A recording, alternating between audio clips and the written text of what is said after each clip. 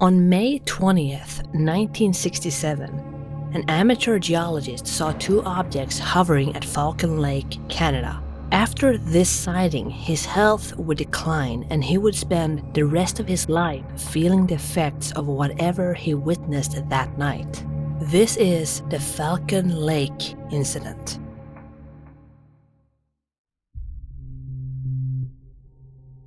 Born in Poland, Stephen Michalak moved to Canada in 1949 after what he described as the turbulent years of the Second World War that started in my homeland. Just before the Nazis took over the country, he became a junior officer in the Polish army. After the invasion of the Germans, he joined the Polish Home Army to help in resistance operations. This led to his future wife Maria and her two sisters being arrested and sent to a concentration camp in 1943. Fortunately though, they would all survive and be liberated 2 years later in 1945. After relocating to Canada, the family now resided in River Heights, Winnipeg, and Stephen worked as an industrial mechanic at Inland Cement. He was also an amateur geologist who frequently traveled to Falcon Lake in the search for quartz and silver. He knew that quartz veins in that area yielded metals such as gold and nickel, and he had already staked a claim on an area there. So he was planning to go there for a day trip to prospect. After finishing work on Friday the 19th of May, he went home to say goodbye to his wife and his son, as well as grabbing some food for the trip. He then hopped on a bus and headed to the area. He checked into a motel where he spent the night before he headed out to do some prospecting early Saturday morning, the 20th of May, 1967. He spent most of the morning and early day prospecting, and he was inspecting a quartz vein that was embedded within the Canadian Shields strata when he was suddenly startled by the sounds of a flock of geese who seemed to be very agitated. In an interview with the Royal Canadian Mounted Police, or the RCMP, Stephen said that the geese had been there the whole time. They would make some noise at him when he first arrived and for a while later, but eventually they got used to his presence, so they ignored him and was pretty quiet. The sudden, almost panicked eruption of noise from the geese caused Stephen to look up in the direction where the most noise was being made. That's when he saw a strange light coming from that area. He would then see a second light approach the first one. There were no sounds. Whatever these lights were, they were completely silent. Stephen initially assumed that whatever those lights were probably some kind of experimental aircraft that the government was testing. He described them as being cigar-shaped with humps on them, and they were about halfway down from the sky. They also appeared to be descending. As they got closer to the ground, they actually changed shape, and now instead of cigar-shaped, they became more oval-shaped. And they were glowing a bright color the entire time. One of the objects landed on a flat rock outcropping about 50 meters from where Stephen was crouched. The other object hovered in place for a few minutes before it quickly took off again. During this time, Stephen did a sketch of the object which had landed pretty much in front of him. After a while, he decided to approach this craft to try to get a better idea of what it was and who it could have possibly belonged to. As he got closer, he would look for any identifying insignia on this craft, but he couldn't find any. He estimated that the object was around 10 meters in length and around 4 meters in height. The surface appeared metallic and very smooth, almost like colored glass. And this effect was heightened by the fact that the surface would also change in color between gray and red and had a golden glow emanating around the craft the entire time. The air around the craft was also very warm, and Stephen could pick up a distinct smell of sulfur. As he moved closer to the craft, he noticed that there was an open hatch where he was able to hear voices. Though they were very muffled because the motor was still running. To Stephen, these voices sounded human. One of the voices had a slightly higher pitch than the other one. Getting closer to the hatch, Stephen decided to make his presence known to whoever was in the craft. He first tried speaking English, just letting them know that he was there, and he even said to them that he wouldn't sell their secret for a lousy green buck. But the voices didn't reply. Instead, they went completely silent. Stephen then tried again. This time he tried saying simple phrases in different languages that he knew, such as Italian, French, Polish, Ukrainian, Russian, and even some German. But again, there was no response. Instead, the hatch quickly closed. Stephen was still very curious about this craft, so he decided to ignore the lack of a response from the craft's occupants in order to get a better look at the craft itself. As he got closer to the craft, the light grew even brighter, so he decided to put on his welding goggles for protection. Remember, he had been there to prospect, so he already had this equipment with him. He was also still wearing his gloves from the prospecting. The heat that was emitted from this craft was intense, and it grew even hotter the closer he got. It was apparently so hot that the fingertips of his gloves melted as he got close enough to the craft to touch it. Shortly after the hatch had closed and Stephen had gotten closer to the craft, the lights turned red before the craft started rotating counterclockwise. Suddenly, without warning, Stephen was hit in the chest with a blast of heated gas that made him fall backwards and even burned his clothing, specifically his shirt, which he then ripped off and tried to put out the fire as best he could. By the time he looked back at where the craft had been, it was gone. Stephen was not feeling very well after this, so he decided to leave the area shortly after. He felt nauseous and very disoriented, and he was even spotted by an RCMP highway patrol officer, Constable G.A. Solotki, who assumed that he was drunk. But when he stopped Stephen, there was no smell of alcohol on him. Solotki wrote a report where he claimed that he had offered help if he needed to seek treatment. However, Stephen would say that this officer was very dismissive of him, and he never offered any aid at all. Once he was back at the motel, Stephen would approach the hotel owner, where he told her that he needed a doctor. His eyes were bloodshot, and he seemed very out of it, so it's possible that she thought that he was drunk too. However, there was no local doctor in the area at that moment, so Stephen had no choice but to go and rest in his room. He called his wife to let her know that there had been an accident and that he would be on the next bus out of Falcon Lake. He then asked his wife, Maria, if she could have their son meet him at the bus terminal in Winnipeg, as he probably needed to go to the hospital as soon as he arrived. Stephen then lay down on the bed and took a few moments to rest before catching the first bus back. As promised, his son was waiting for him at the bus station, and he immediately took his father to the hospital. At the hospital, he was treated for burns on his chest and his stomach that had a grid-like pattern of raised sores.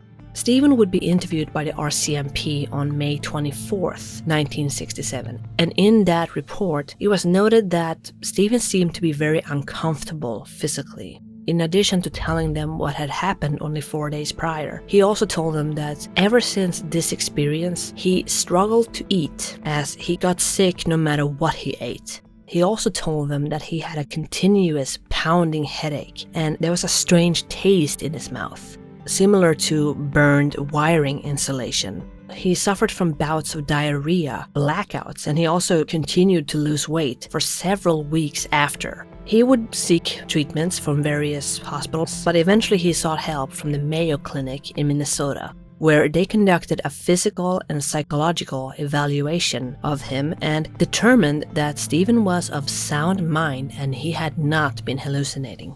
The injuries that he had suffered was supposedly consistent with the effects of radiation poisoning, but tests would come up negative for any radiation. In addition to all the physical injuries that he suffered, he also suffered trauma from the incident, and his wife, Maria, did her best to aid him for years after. For years up until his death in 1999, Stephen Michalak continued to suffer from intermittent reappearances of his burns, with the effects never fully subsiding.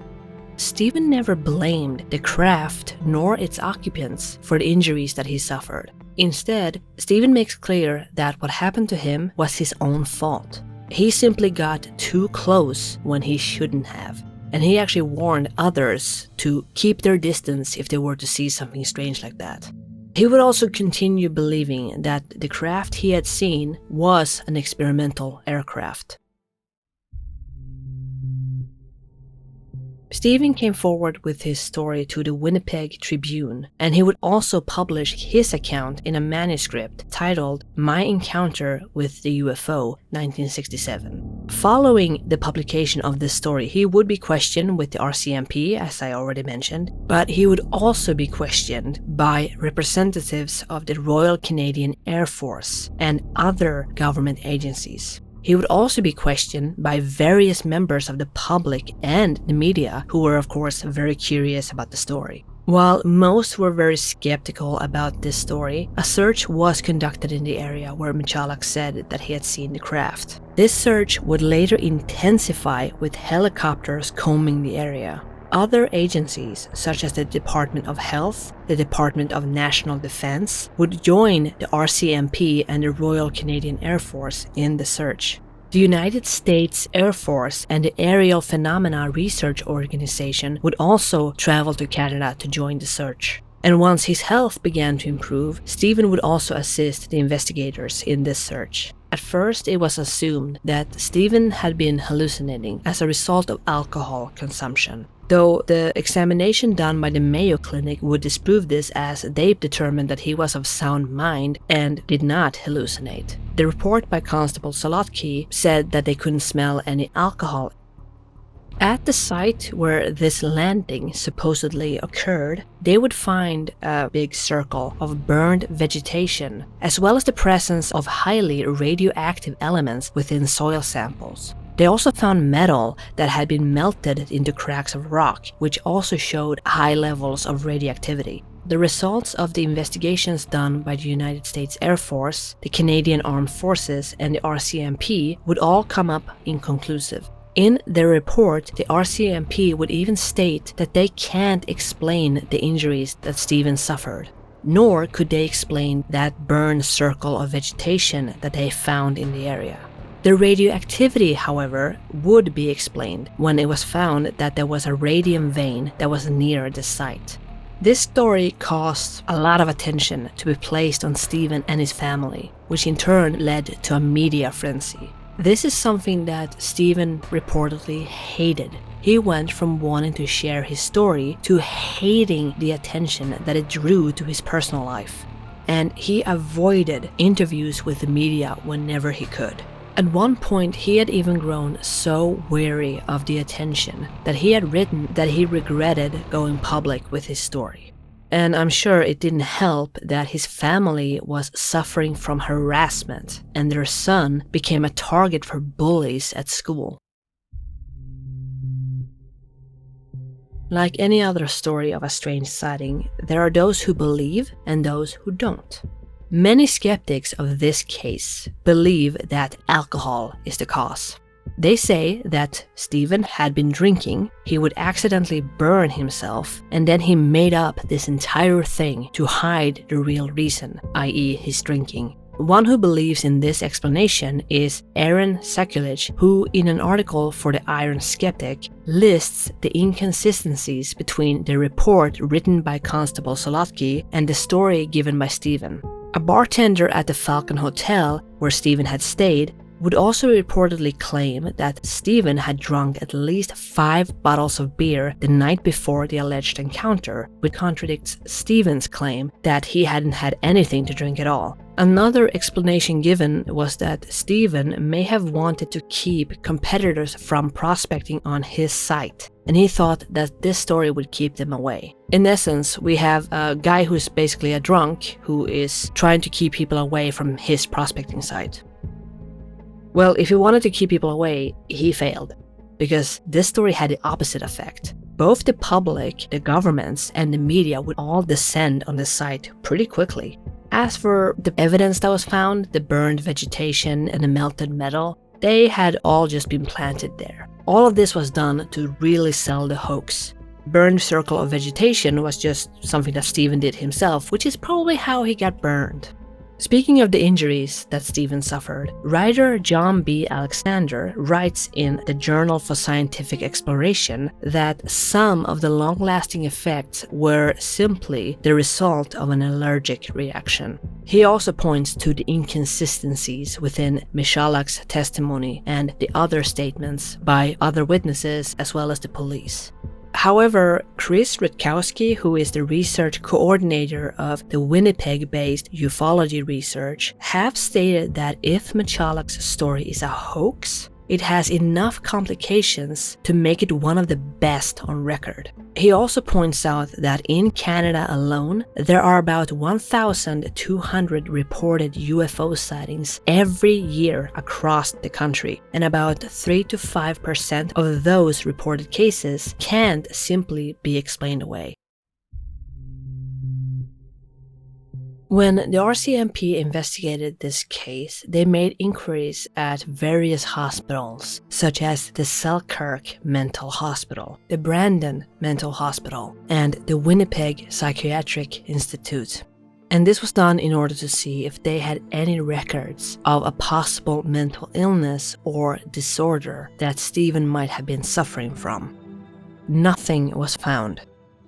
They also interviewed people that Stephen had worked with for many years, and all of them described him as being mentally stable. And the Mayo Clinic determined him to be of sound mind and not hallucinating. But all that means is that the skeptics can't just call him crazy. Instead, they call him a liar, which is very common in stories like this. Another case of a strange craft that I covered a while back is the Cash Landrum incident, where Betty Cash and Vicky Landrum saw this strange craft driving home from bingo one night. When they came forward with their story, they were also called liars, despite the fact that they had also suffered a lot of injuries from whatever this craft was. I do understand to some degree why people would think that this was nothing but a lie. Just look at the social media landscape that we live in today, where it's pretty common that people make something up just to be able to post it on social media for attention and/or clout. And there are some stories that have been shown to be nothing but a hoax. But that doesn't automatically mean that every single story and people who tell these stories are liars. In the case of the Falcon Lake Incident, there's actually another witness to these objects. Local resident Bob Firth was 14 years old at the time of 1967, but he does remember seeing something strange in the sky. He was at the beach on the south side of Falcon Lake, along with 3 friends, when they suddenly saw something on the other side of the lake that were moving westward in the sky. From their perspective, the objects did not look any bigger than their thumb if they were to hold it out in front of them. Bob and the others would then joke around about this weird thing in the sky before they simply shifted their focus to other things. It wasn't until later that weekend when talk of the Falcon Lake sighting reached him and his family, and Bob then began wondering if the thing he saw in the sky was the same thing. Of course, skeptics may argue that Bob is lying as well, which again, I do understand. There are people who get caught up in all the excitement. This is true for this case as well.